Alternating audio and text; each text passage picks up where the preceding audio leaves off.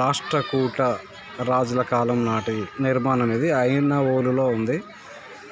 దీని తర్వాత రాష్ట్రకూటుల తర్వాత ఈ ఐనవోలులో మనకి అక్కడ ఒక టెంపుల్ కనిపిస్తుంది కదా, అది వెస్ట్రన్ చాళుక్య రాజులు ఈ ఐనవోలు టెంపుల్ నిర్మించిండ్రు. దాని తర్వాత కాకతీయులు ఈ కళ్యాణ మండపాన్ని నిర్మించిండ్రు ఐనవోలులో. అట్లనే ఇక్కడ 4 దిక్కుల 4 తోరణాలు ఉంటాయి. అయితే వీటికంటే పురాతనమైన అంశం కూడా ఒకటి ఉంది, చూపిస్తాను. ఈ ఐనవోలులో చూడండి, ఇక్కడ మీకు ఐనవోలు టెంపుల్లో ఉన్న తోరణం కనిపిస్తుంది. ఈ టెంపుల్ కాంపౌండ్ బయట ఉన్నాం చూడండి. ఇక్కడ మనకి నవీన శిలాయుగానికి సంబంధించిన నూరుడు గుంత, ఈ వాటర్ పూల్ పక్కకి కనిపిస్తుంది చూడండి. ఇది నవీన శిలాయుగానికి సంబంధించిన నూరుడు గుంత.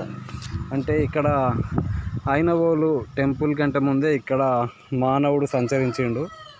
అంటే ఇక్కడ ఐనవోలు టెంపుల్ కంటే ప్రాచీనమైన చరిత్ర ఇక్కడ ఉంది.